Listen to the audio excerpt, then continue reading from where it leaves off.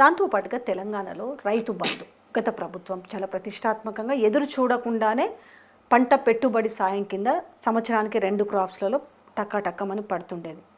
కానీ ఇప్పుడు పరిస్థితి ఎట్లుందనంటే ఓట్లు వస్తే కానీ రైతు నాట్లకు రాదు, ఓట్లు వచ్చినప్పుడు మాత్రమే వస్తుందనే కాడ ఇంకా ఎదురు చూస్తున్నారు ఇప్పుడు. అరే పడుతుందేమో, ఎప్పుడు వస్తుందా అని.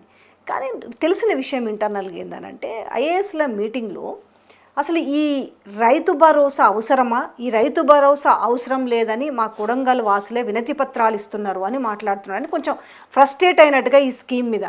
ఎందుకు గత ప్రభుత్వానికే రైతు బంధు మీద బాగా పేరొచ్చిందనా, దీని ఆనవాలు లేకుండా చేయాలనా, ఏం జరుగుతుంది? ఇప్పుడు 4 సార్లు ఎత్తగొట్టాడమ్మా. అవును, ఇప్పుడు 6 సార్లు 5 సార్లు పడేది ఒకసారి. ఇప్పుడు మా ఇంట్లోనే మా మిస్సెస్కి 2 ఎకరాలు ఉంది, నాకేమో 5 ఎకరాల కంటే ఎక్కువ ఉంది. నాకు ఒక్కసారి వచ్చింది మొత్తం రేవంత్ రెడ్డి ముఖ్యమంత్రి అయినాక. ఒక్కసారి కూడా అదివరకు కేసీఆర్ గారు ఎలక్షన్లో వచ్చిందని చెప్పి కోర్టు స్టే ఇచ్చి ఆపిన డబ్బు ఉంది కదా అది. తర్వాత మా మిస్సెస్కి ఏమో ఈ మొత్తంలో 2 సార్లు వచ్చింది. అంటే 5 సార్లు ఇవ్వాల్సింది, పాతది కలిపితే 6వసారి ఇవ్వాల్సింది, 2 సార్లు వచ్చింది. అంటే ప్రతి రైతు కూడా విరక్తితో ఉన్నాడు మాకు. ఎందుకంటే దీనికోసం ఎంతో ఆశతో చూస్తారు.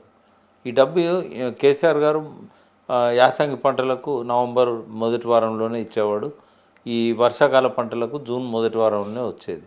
అది రావడం వల్ల వాళ్ళకి ఏంటంటే పొలం పనులు చేసుకోవడానికి, విత్తనాలకు నాట్లు వేసుకోవడానికి, కొంత యూరియా డిఏపి కొనడానికి, ఇట్లా సబ్సిడీ మీద ఇచ్చినా కొనాలి కదా, ఇట్లా ఉపయోగపడేది. మధ్యలో ఇచ్చినా లాస్ట్కి ఇచ్చినా పెద్ద ఉపయోగపడదు అది. బట్ రేవంత్ రెడ్డి వచ్చినాక అసలు ఎప్పుడు ఇచ్చాడో కాదు, ఇవ్వడమే మానేశాడు. కానీ ఆయనకి ఇచ్చుడే ఇష్టం లేదు అనేది బాగా, దానిపైన చాలా ఫ్రస్ట్రేట్గా ఉన్నాడు. అసలు ఎందుకు ఇవ్వాలి, మరి ఎందుకు ఎక్కువ ఇస్తానని చెప్పావు? కేసీఆర్ 5,000 ఇస్తే నువ్వు 7,500 ఇస్తానని ఎందుకు చెప్పావు? మొన్న కూడా 7,500 ఇవ్వలేకపోతున్నా 6,000 ఇస్తానని ఎందుకు చెప్పావు? అవసరమా? నీకు ఇష్టమే లేదా ఆ ప్రాజెక్టు? అయితే ఇదంతా కూడా ఏంటంటే ఇచ్చినా కూడా ఓట్లు పెట్టట్లేవు. ఇప్పుడు రేపు మండల పరిషత్, జిల్లా పరిషత్ ఎన్నికలు జరగాలి. ఈ ఎన్నికలు జూలైలో పెట్టడానికి కారణం ఏంటంటే ఒకసారి ఎత్తారు. మళ్ళీ మీరు అన్నారు కదా నాట్లప్పుడు వేయకుండా ఓట్లప్పుడు వేస్తారని. అయితే ఇప్పుడు ఓట్లు వస్తానే కదా మళ్ళీ మండలాలు. ఇప్పుడు ఎందుకు పెడతలేడు అనుకుంటాను మీరు? ఇప్పుడు ఆల్రెడీ ఇప్పుడు ఏమైంది, మున్సిపల్ ఎన్నికలు జరిగినాయి. జనరల్గా ఏమనుకుంటాం మనం, వెంటనే అది కూడా పెడతాడు.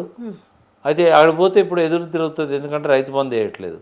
ప్రతి కుటుంబానికి ఎంతో కొంత భూమి ఉంటుంది, ఒక 60-70% కుటుంబాలకు భూమి ఉన్నాయి. మిగతా వాళ్ళకు కూడా వాళ్ళకు దగ్గర సంబంధాలు ఉంటాయి. ఈయన కౌలుదారులకు కూడా ఇస్తాను కదా. భూమి లేని వాళ్ళు కౌలుదారులు చాలామంది ఆశపడ్డారు. అట్లా చెప్తేనే కదా ఓట్లేసి గెలిపించింది. రేవంత్ రెడ్డి కాంగ్రెస్ పార్టీ అంటే ఇష్టం ఉండి కాదు వాళ్ళు, లేదా కేసీఆర్ అంటే ఇష్టం లేక కాదు. ఈయన ఎక్కువ ఇస్తాడు, మన కేసీఆర్ ఇచ్చినట్టుగా ఈయన కూడా ఇస్తాడు. కొద్దిగా ఎక్కువ ఇచ్చినప్పుడు మనం ఎందుకు వేయద్దు ఈయనకు? ఇప్పుడు మోసపేర్లు, గోసపడతాన్లు, ఆ విషయం అర్థమైంది ఆయనకు. ఈ ఒక్కసారి కూడా ఇచ్చినా కూడా వీళ్ళు ఎత్తారో ఏరో. ఒకవేళ మనం ఓట్లు పెట్టే ముందు రైతు బంధు పడాలంటే యాసంగి పంటలకు ఎట్లాగ ఇవ్వలేకపోయినాం. కనీసం ఇట్లా బకాయిలు చెల్లించుకుంటూ పోవాలంటే మొత్తం 4 సంవత్సరాలది ఇవ్వాలి, 4 పంటలది. అట్లీస్ట్ ఇప్పుడన్నా ఎలక్షన్ల ముందు అంత డబ్బేసి ఇంకొంత ఓట్లు కొనడానికి కొంత వాడుకొని మండలాలకు ఎలక్షన్లకు వెళ్దామనే ఆలోచనలో రేవంత్ రెడ్డి ఉన్నాడు. బట్ నెక్స్ట్ ఎలక్షన్ నాటికి ఇదే పెద్ద దెబ్బ అవుతుంది ఆయనకి.